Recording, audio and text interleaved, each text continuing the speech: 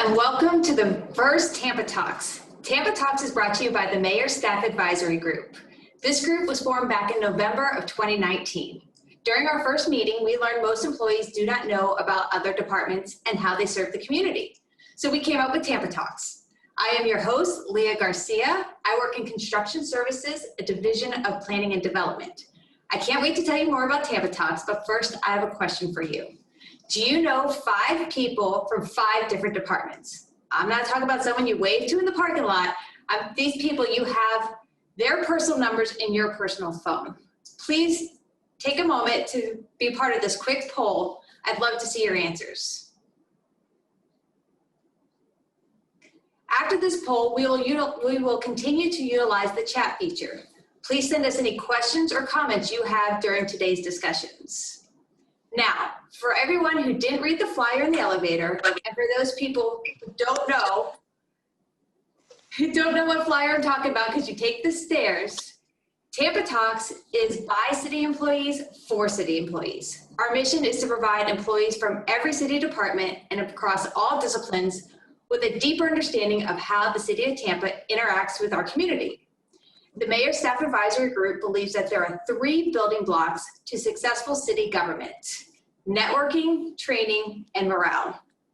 As you can see, we are hosting this event on a virtual platform. In the future, we hope we can go with our original idea and have these forums with a live audience. We hope that this Tampa Talk and all to come will provide you with the information and encouragement you need to become your best self.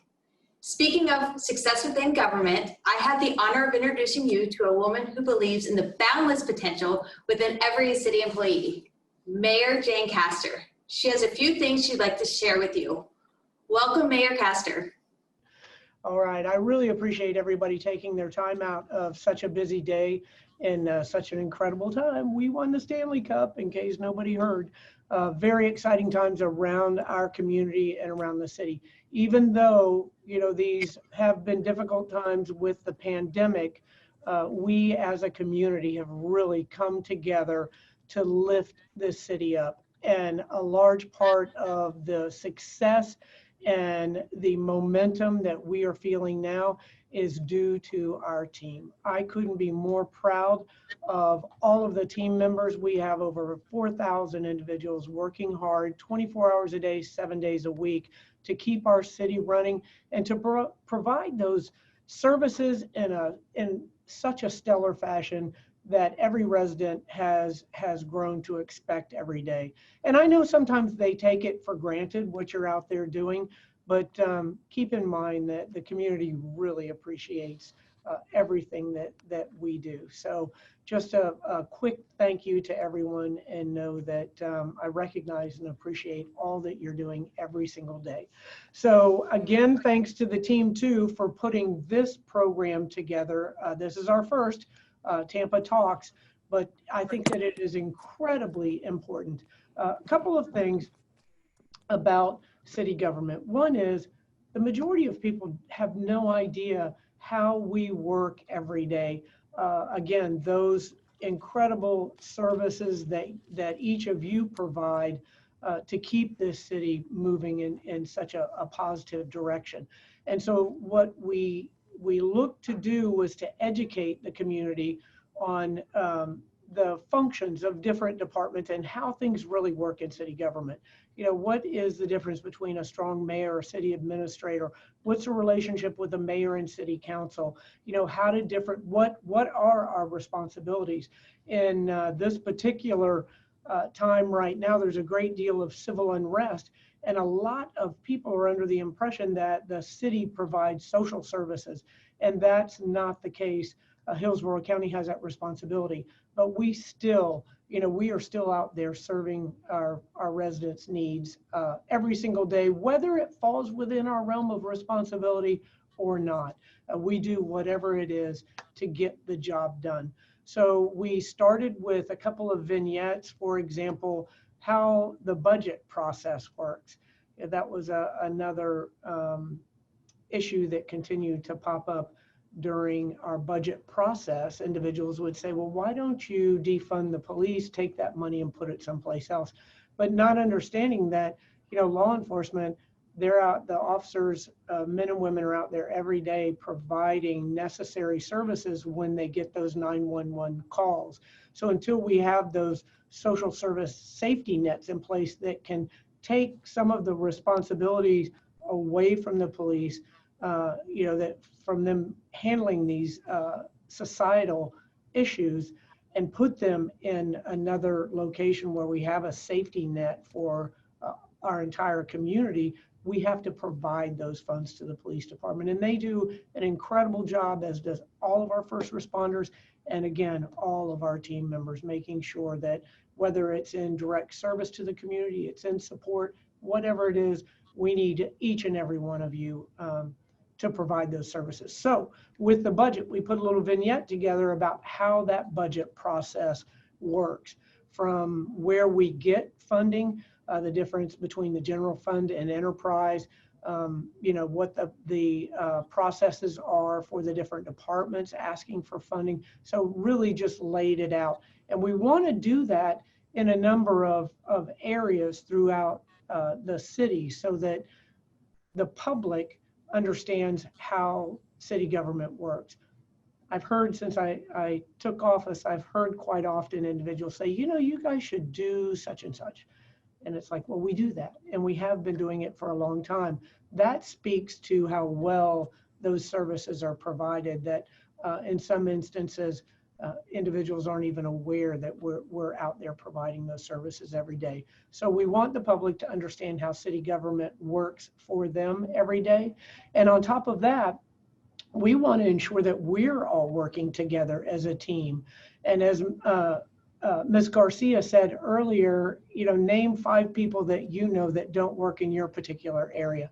So it's critically important that we all know each other's areas of responsibility, skills, knowledge, experience, what we all bring to the table when we're providing those services. And what better way to do that than a forum like this, Tampa Talks. I too am a little bit upset that we have to do this on a Zoom meeting, but we will all be back together again, hopefully soon, back to some semblance of normal.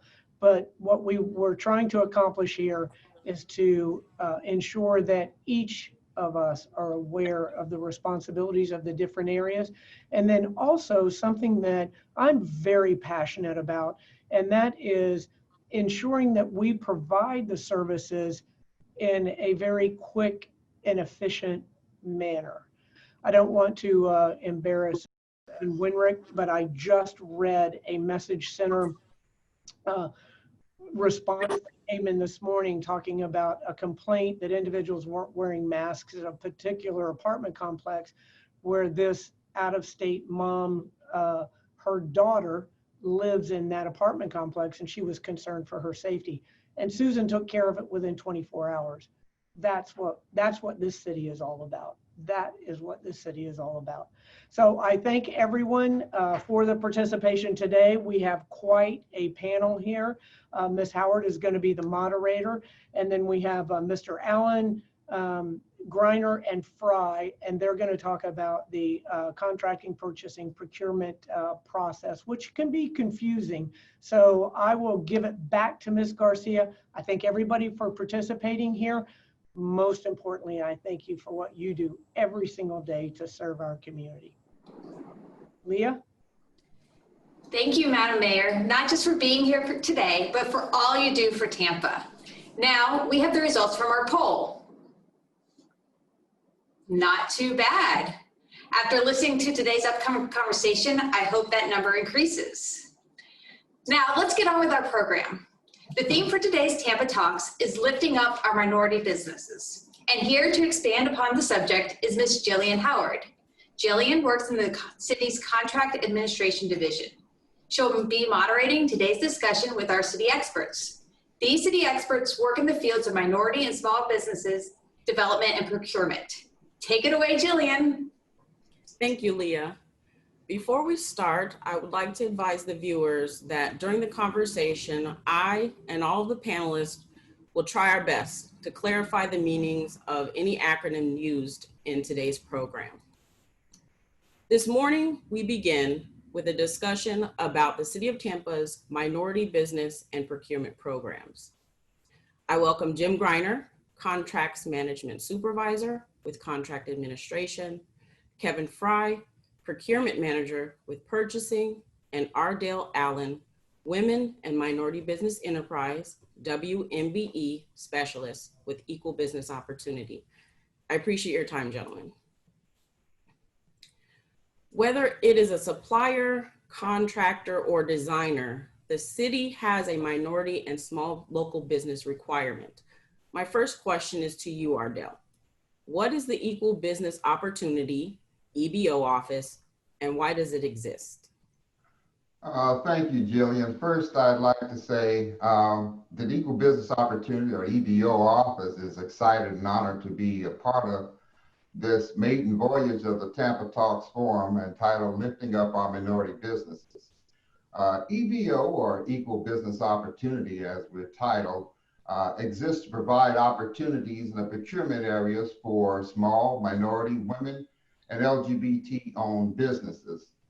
Back in 2006, the City of Tampa completed what's known as a disparity study that was commissioned to determine if a significant disparity existed between the availability of ready, willing, and able minority-owned and women-owned businesses and the utilization of such businesses in the City of Tampa's procurement processes. As that study was completed, it was found that disparities were in fact present, and as a result of that, various narrowly tailored initiatives or remedies have been enacted to address the shortfall.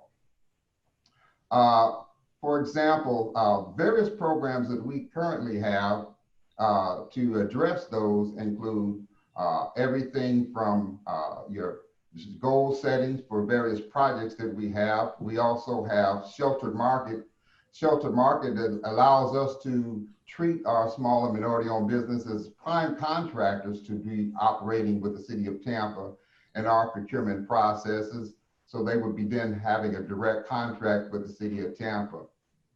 We also have targeted procurements where various professional service RFPs or RFQs are awarded to firms based on the amount of participation that they bring to the table with subcontracting or subconsulting opportunities with the City of Tampa. And they are awarded up to 20 points. That's 20% of their overall spend is going to be done with women and minority-owned businesses and certified small businesses that are currently certified with the City of Tampa. So we also have other practices such as unbundling. If the projects are too large for some of our companies to participate in, we will unbundle them such that they will be more palatable for our small and minority business to be able to take part in our procurement processes. Now, as far as what everybody can do, everybody we feel has a role when it comes to providing opportunities to small and minority-owned businesses. Everyone can play a pivotal role in lifting up our minority business. And it starts with the mayor at the top.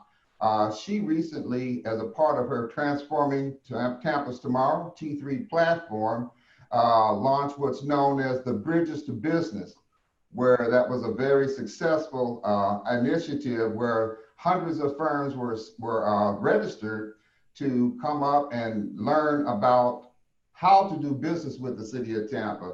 We actually went out into the community where we were able to talk to these companies face to face, let them know about opportunities that the City of Tampa had available and how they can in fact become a part of our procurement processes. So that was a very successful event. As far as informal purchases go, Kevin will speak about this a little bit later, but we have a sheltered program that anything with respect to informal purchases, that's purchases that are less than $25,000 in value, they can be sheltered for these small and minority-owned businesses to participate exclusively. Sheltering means that only those firms who are certified in our directory, which currently sits at about 836 firms that have come forward and expressed an interest in doing business with the City of Tampa and have been duly certified as such. So a final point to becoming certified, we have a company called B2G, Business to Government, that has a platform where we can do our certification. And it goes to, I want to share my screen right here if I could quickly. You go to tampagov.net/EBO. That'll take you to our homepage here. And then you'll just scroll down to where it says register as a certified women-owned or minority business enterprise or small local business enterprise. Either one of those, you can click right here. It'll take you to our portal. And as you go there, you'll click on this apply for certification. And as soon as you click that button, it'll take you into our portal and it starts the certification process. We also have this button up here that shows you what the certified firms are currently. As I stated earlier, there's 836 firms currently certified with us, and that number grows over time. You can click here and you'll get that directory. You can see who all those companies are by their name, address, phone number, email address, all that information, and also the type of work that they do. Various disciplines, anywhere from janitorial services to legal services, real estate, just tons of services. It's all over the board, the type of things that they do. So we encourage everybody to go there, and that's how you can do your part to lift up our minority businesses. And that's all I have for now, Jillian. If you have any questions, I'll be more than happy to entertain them at this time. Thank you so much, Ardell. We appreciate the provision of a general understanding, because there's obviously a great more information to be provided, but just a general understanding of the EBO program and its effort to provide procurement opportunities to eliminate disparities, to ensure large firms are still viable options for work, and to get SLBE, which are small local business enterprise, or WMBE firms certified. Now let's consider the means for small minority organizations to provide their services to the city. Jim, this question's for you. What are the types of projects offered by the City of Tampa? The Contract Administration Office does all the construction projects and the consulting projects for engineers, architects, surveyors, and mappers. At any time, we have some dozens of contracts either under design or bidding or construction throughout the year. Opportunities abound, and we visit with Ardell and the gang out at those trade shows where we are looking for subcontractors, contractors, and consultants. And at those times, we have a brochure where we go, it has 4 on this side, 1 on that side, 6 on that side, and 3 on that side. Yeah, you can download that off of the Contract Administration homepage and play with that, or get it into the hands of potential contractors, subcontractors, consultants, or sub-consultants. And that shows all of the websites and the where to find all the opportunities that abound on that. Opportunities for prime contractors, for hard bidding, and for design build projects, and then also for consulting jobs, as sub-consultants and so forth. One of those is the work order program, where small and minority businesses are especially welcome, because that's where we look to engage firms for what they do in-house. We have some firms are only one-person operations, and some are the multinationals, all in our group of people who have those contracts. There's an opportunity right now on the street right now for another few weeks. So if you know of firms that you might need for engineering, architecture, survey, or mapping, get them to hustle over to the site and log in and do those that submission, get it in by the respective deadlines. Sounds good. So it appears that whether a department is bidding a construction project, acquiring design consulting services by a work order, or proposing a large design build project, there seem to be multiple facets by which SLBE and WMBE firms can be used. And finally, Kevin, similar to contract administration, the purchasing department also has project opportunities for the use of SLBE and WMBE firms. What are the financial thresholds used by the City of Tampa to ensure that work is regularly distributed to these firms, vendors, and contractors? Okay. Good morning, Jillian. Good morning, everyone. To follow up on her question, anything over $2,000 we consider a competitive solicitation. As Ardell mentioned, our informal quotes are from $2,000 to $25,000. We use our online system, www.demandstar.com. We'll provide that later as one of the handouts. That's where the vendors would register and become certain. When they're certified through Ardell's group, they're automatically registered with that site. There are other fine opportunities out there. Our department, also user departments, place informal quotes out on this site. We monitor those to make sure that if there are 3 or more firms in the category that we're looking at, they are sheltered, that only those people on the list can bid on it. For our formal bids over $25,000, all those formal solicitations are reviewed by the EBO office in Ardell's group for shelter market opportunities, as Ardell mentioned, also goal setting or bid discounts. So any opportunity above $2,000 is open game for a minority small business opportunity if there are enough firms in there. One thing I'll tell everybody is at city employees, and I do this all the time too, if you're out and you know somebody who has their own business, talk to them about being certified, because as Ardell say also, the more people we have certified in the category, the better opportunities we have to shelter. So that's something we need to work on in the community if we want to expand that. That's excellent. Overall, it appears that these 3 departments are integral, and that I hope that the viewers understand that procurement and minority business go hand in hand if we're going to improve the business functions of the City of Tampa. So I think this was a great way to start the conversation of lifting up our minority businesses. And I want to thank our city panelists for participating in today's discussion and presenting the purpose and mission of the city's SLBE, WBE program, the various projects and opportunities available for SLBE firms to get involved, and also the criteria that city departments should keep in mind when pursuing a project such that the goals of the program can be realized. To the viewers, all the links mentioned during this segment can be found at tampagov.net/Tampa Talks. And if you would allow me a moment, we're going to consult with the chat to see if any of our viewers have any questions, comments, or concerns we can address. I see that Letitia McKinney asks, if you are a city employee and have a business outside of work, are you able to utilize these services as well? And I open the floor to either of you gentlemen to address it. Well, with respect to any legalities that, this is Ardell Allen, by the way, you want to make certain that there's no conflicts of interest when it comes to conducting business. You want to vet that thoroughly with the ethics office over in HR. That would be my first stop, and talk with them to make sure that you don't run afoul of any city policies and procedures as it relates to operating your business. Hopefully that answered your question, Letitia.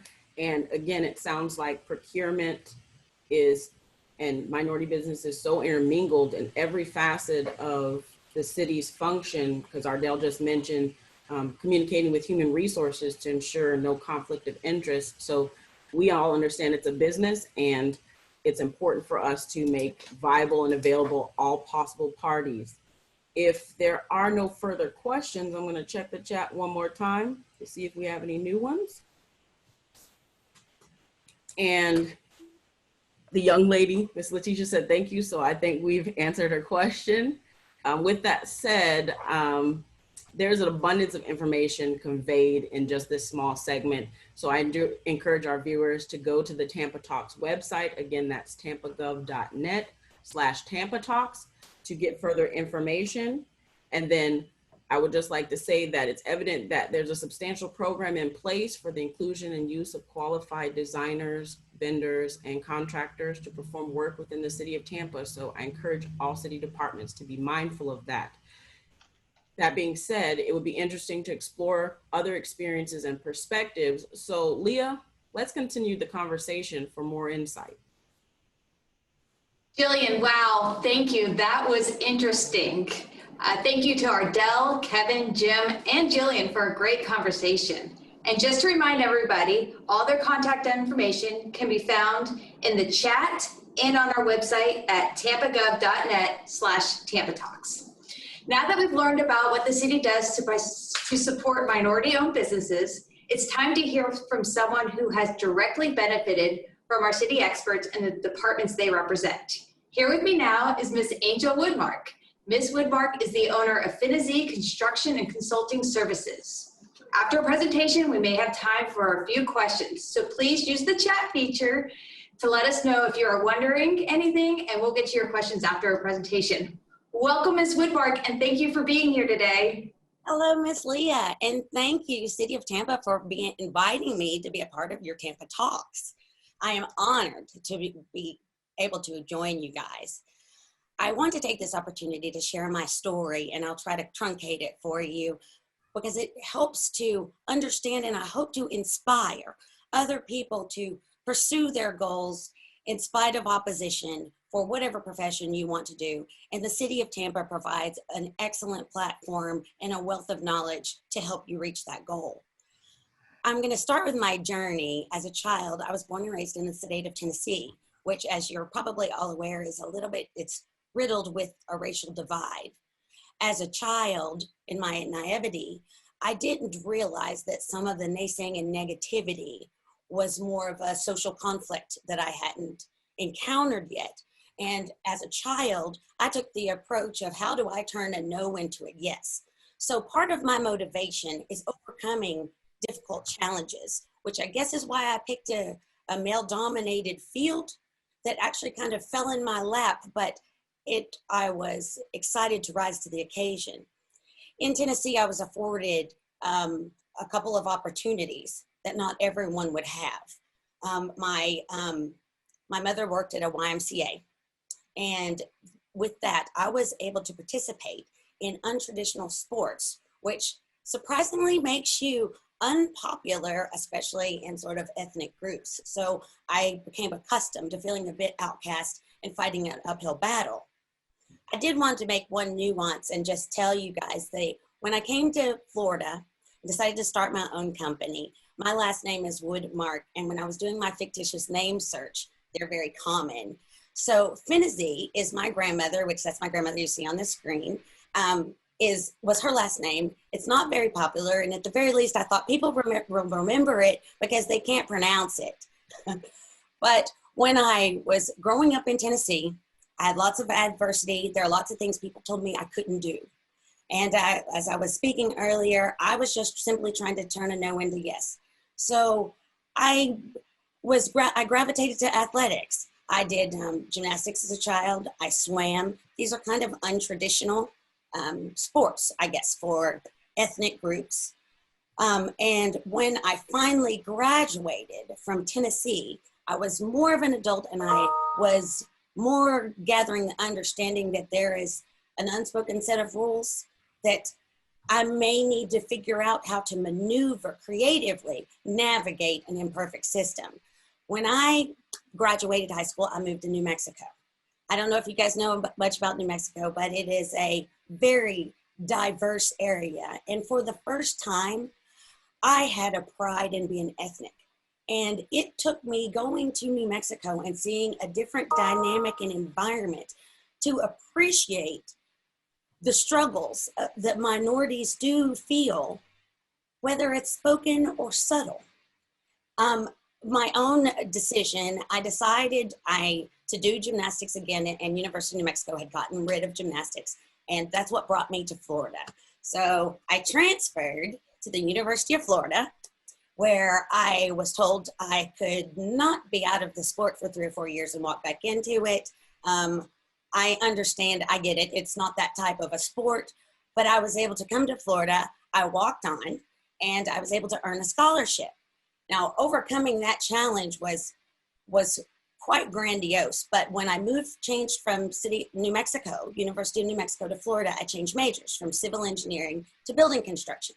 In the building construction, I was the only female to graduate in my building construction class. We did many a field trip. I went on a study abroad for 3 weeks. 11 of us were chosen to study abroad in Germany and study old architecture, which was great. We went to their mining explorations, got to have a little bit of fun. I'm from the country, so riding was great for me. I ended up competing for the University of Florida. We did decent that year, and I did become the captain of our gymnastics team. And then I finally graduated. When I graduated, I was offered a job in corporate construction with Clark Construction. And I worked corporate for about 6 years. I was very excited about coming to Tampa because of all of the different advantages. And I was just becoming privy to all of the programs that the City of Tampa offers in order for you to get educated in the profession that you wish to pursue. Now, of course, that is not without lots of struggles. So when I first got into it, I knew that I was going to be met with opposition. I was met with opposition being the only female graduate from University of Florida in my year. But when I first started and got to Florida, I did go to the EBO and discussed what the possibilities were.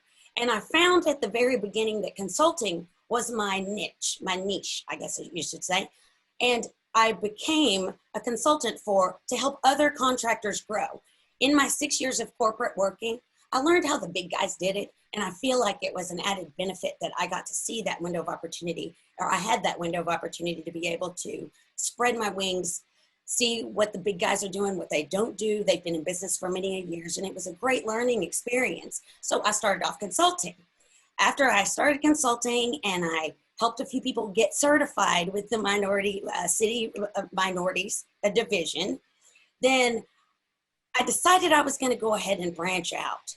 And I wanted to start in my degrees in building construction, but I wanted to start into building, but it's very daunting. And I find that a lot of the contractors or subs that I work with are fearful of rejection, of embarrassment, of the not knowing. The City of Tampa's programs make that less daunting.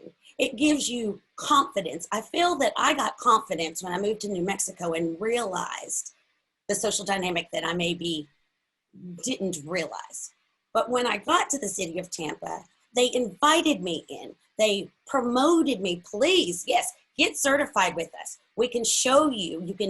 You can utilize our resources to find what we have to bid. And, as the panel has stated, there are plenty of opportunities that the City of Tampa is offering, and it's all for the taking. If you stay diligent, then you can find success.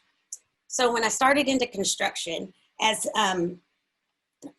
both Mr. Ardell and Mr. Jim mentioned, that you guys have sheltered quotes, and they're smaller projects. They're less daunting, a little less paperwork, but it kind of gets your feet wet. So I started with smaller projects. And as I was becoming more successful with those, it built my confidence to be able to ask the questions I want to know. What do I need to do to make my next step? And the City of Tampa has been very instrumental to that. After I finished my quotes, I went on to do a little larger projects. Here are just a few that I wanted you to just take a look at.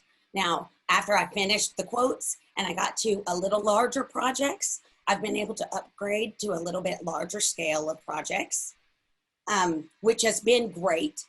In all of the activities and participating in all of the items offered by the City of Tampa, the networking, the outreach programs, that has allowed me the opportunity to also connect with many other peoples of color and groupings, trades that I was unaware of. And it's also given me a chance to, the ultimate goal is I would like to be able to give back to the community. And these are some of the people that I have been working with: Women Centered for Success, the Metropolitan Ministries. Whenever possible, I have my team volunteer. I do food drives. And as of late, I've just discovered an AMI Kids where we can educate and teach 18 to 24-year-old young youth. And in this time of COVID, it is very difficult if you're graduating at this time to get a job. This nonprofit is actually going to allow us to employ and train, and they will actually carry the bill for a part of their salary while they're in the training. So I'm really excited about being able to give back to the community. This is, we did it 4 years in a row, prepare food plates for the homeless to give them out. Apparently you cannot do that anymore. You're subject to be sued, you could be liable. So now you need to go through the traditional methods of caring for the homeless in the traditional fashion. The volunteering that I've been able to do has been very fulfilling, and I've really appreciated it. The City of Tampa not only offers a substantial amount of resources, they give you the confidence and reduce the fear. And I do believe that fear is one of those things that keep people from moving forward. And I'm hoping that through all of the struggles, I happen to be in a male-dominated field, which I'm sure Mayor Castro, you can appreciate that. But it's been very difficult. And what I really want to leave you with is that stay positive, stay focused, and stay on task, that your life goals are within your grasp. And I'm happy to see the City of Tampa taking great efforts to make sure that we are taken care of. We're in the know, and you guys the City of Tampa has made it a lot less difficult to ask questions. And embarrassing is probably not the correct word, but less embarrassing to not know and to ask for the help that you need.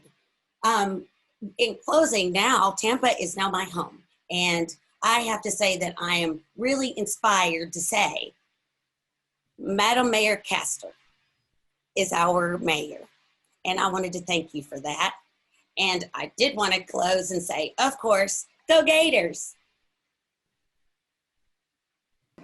Thank you, Ms. Woodmark, for the great information. Your story is so inspiring. Go Florida State. I think it's amazing to see women in the construction field, and it looks like all your hard work and dedication is paying off. So, Angel, on behalf of the Mayor Staff Advisory Group, thank you for your story and for being with us today, and congratulations on a successful company. Thank you. Today, we're talking about supporting minority-owned businesses.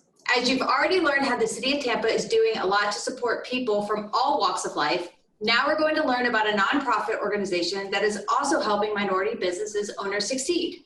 Derek Blue is the CEO of Tampa Hillsborough Action Plan, better known as THAP Group. Through various programs, THAP is working to ensure that freelancers and entrepreneurs can start, grow, and succeed in business. As before, please send us any questions you'd like answered in the chat function. We are pleased to have Mr. Derek Blue. Welcome, Mr. Blue. Thank you, Leah. Thank you for having me. To Mayor Castor, to each of the city employees and officials, thank you for the opportunity to be able to present what we do. Also, what an amazing story, Angel. My name is Derek Blue. I'm the CEO of the Tampa Hillsborough Action Plan, and we happen to run one of the region's only minority-based collaborative campuses or incubators for small businesses. And what I want to cover briefly with you all, I want to talk a little bit about our history, why we exist, what the process is, the membership types, even share some success stories, and then tell you how to get in contact with us. So the Tampa Hillsborough Action Plan has been around since the 80s. However, over the last few years, we've reinvented and we've taken the approach to really focus on business development. The campus where we are now used to be a storage facility. As you can see here, it was a place for hoopties, as they call them in the hood, pallets, all kind of, it was pretty much an eyesore in the community. And about 4 years ago, we invested our resources into making what was once an eyesore in the community to a place of vision. We converted a storage facility, 30,000 square foot of storage facilities, the home of washing machines and mattresses and homeless folks, into a incubator, which is now the home of about 40 small businesses, minority-based businesses. And I'm proud to say our very own mayor actually shops there. She shopped by a couple of our spaces there and purchased some clothing. So this is why we exist. The best way to say it is that we exist to be a collaborative hub that supports the growth and development of micro enterprises or micro businesses. There are certain groups of people who don't necessarily have access to mainstream resources. And that's where the Tampa Hillsborough Action Plan, or 5508 as we call it, that's where we come in. When an individual comes in contact with 5508, of course, they go to our website at thethapgroup.org. They fill out an application, and in that application, we kind of grab an idea of what type of business they are. We find out if they're serious or they're just curious. They fill out the application, and then it's passed along for a panel interview. We call it our own East Tampa Shark Tank, where we have a panel of subject matter experts take and look at the business plan. And we find out if that small business is on the cusp of success. That is an acronym that we use to see if they're coachable, because we are an incubator, see if their project is usable. And then we also want to determine if their business is going to be sustainable, and ultimately the P is profitable. And we go through that process. We look at financials. We look at their concept. They provide a pitch deck. And then from there, we offer them membership into 5508. So what we've learned is that this is what most small businesses need, and specifically businesses that kind of are needing to be incubated. Number one, what 5508 does is provides community events. Unfortunately, due to the COVID-19 pandemic, we haven't been able to have community events, but we've had, jazz festivals through partnership with Wells Fargo, TD Bank, and the Black Heritage Festival. We've hosted business events there, concerts. We've had individual who is a singer from The Voice. We have this festival that we've done for the past 2 years called the Black Wall Street Experience. We have networking events. There's a millennial mixer that happens to where it's a think tank for millennials, and we pick their brains and provide networking, because every small business needs to be able to network. Another thing that we provide there is training and partnerships. We currently partner with the SBA, Carol Miner and her group. We also partner with the Tampa Bay Black, the BBIC, Tampa Bay Black Investment Corp, and we provide trainings, and we want to connect the businesses that are involved in 5508 with trainings, and we do that through partnership. We recognize that as a not-for-profit, the days of operating in silos should be over. The way that we can do our best is together, and then that's through collaboration. We feel as though we need small businesses need an environment to be able to collaborate in, and that's what we want to offer. We can't guarantee success, but what we can do is create an environment that's conducive for success. And what we offer our small businesses when they come in there, number one, the expenses, the membership is, all of this is included in membership.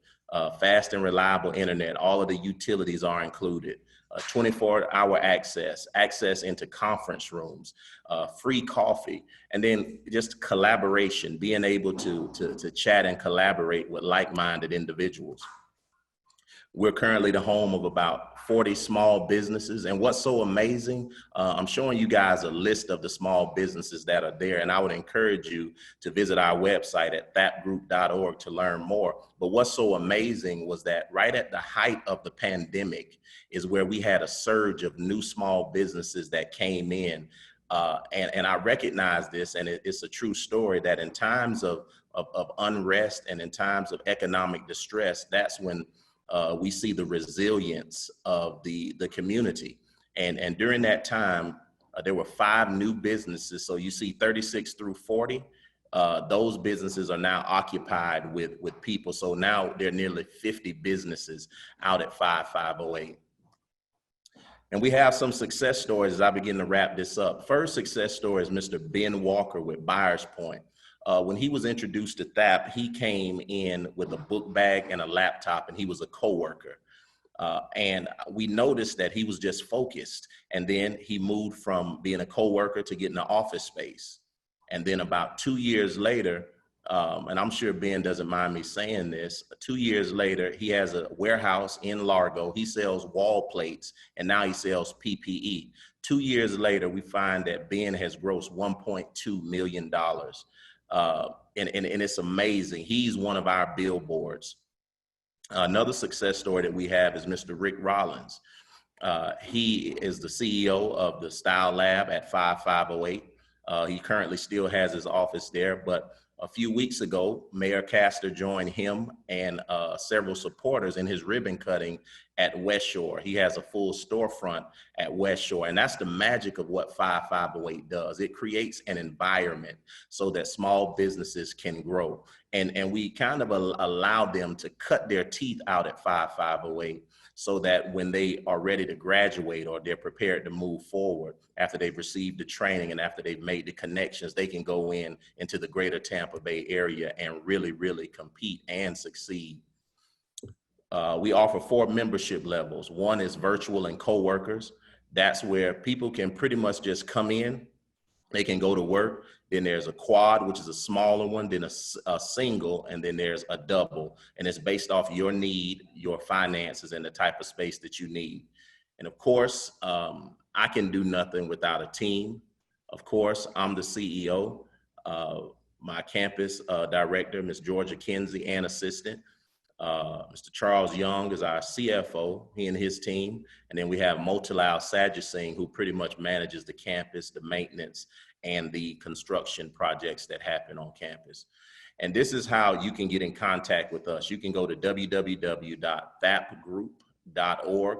You can also check us out at THAP Group on Facebook, then of course on Instagram at THAP Group. And I thank you, Leah, for this opportunity, and I'll hand it right back over to you. Thank you. Thanks again for telling us about the wonderful job the 5508 is doing to help small businesses. Now I hear you have some coupons. Can you tell me about them? You know what, Leah? I did come bearing gifts. Yeah. And what I would like to do is just talk a little bit, again, 5508 is about, it really is about building businesses. So I have some gifts. Several of our businesses out at 5508, they wanted to pretty much provide some resources for the City of Tampa employees. So Soul Beauty by Michelle, she is natural hair. So if you guys, any ladies or men have natural hair, she's your person. She also does facials, and she has a $50 facial. I would encourage you all to take advantage of it. We have Echelon Computer Technology. She's offering free computer tech diagnostics through April 2nd. She is essentially a one-person IT team, and she does an outstanding job. We also have Lavish Soap, one of our newest collaborators who sells soap, candles. They're all organic, and she's offering 20% off. And then last but not least, I'm not sure if you've ever even seen a business like this, but we actually have a doula at 5508. She is a nurse, and she offers free consultations for doula services. So listen, these are some great services, some great businesses, and I want to encourage you all to shop in East Tampa. Well, thank you very much. Everybody listening, we have limited amount of coupons, so please enter your first and last name in the chat, and we'll get those coupons over to you. Thank you, Mr. Blue, for sharing today. We appreciate you being here. Thank you. Well, that's all we have time for Tampa Talks. Thank you, everyone, for joining us today. We hope you learned something new about our wonderful city. A big thank you to all of our guests, Ardell Allen, Jim Greiner, Kevin Fry, Angel Woodmark, Derek Blue, and our wonderful moderator, Ms. Jillian Howard. I'd also like to thank Mayor Castor for creating an advisory group. In addition, the Mayor Staff Advisory Group would like to thank Kelly Austin and Oseo Wynn for all their support. As with everything, there are a lot of people on the other side of the camera. They have spent a lot of time to make Tampa Talks successful. So I wanted to thank all of my teammates, and a special shout out to Aquanetta Grant. Last but certainly not least, to viewers like you who registered to learn more about our great city. A great big thank you. If you missed any part of today's conversation, check out our website, tampagov.net/Tampa Talks. I hope everyone comes back in December for our next Tampa Talks. Bye.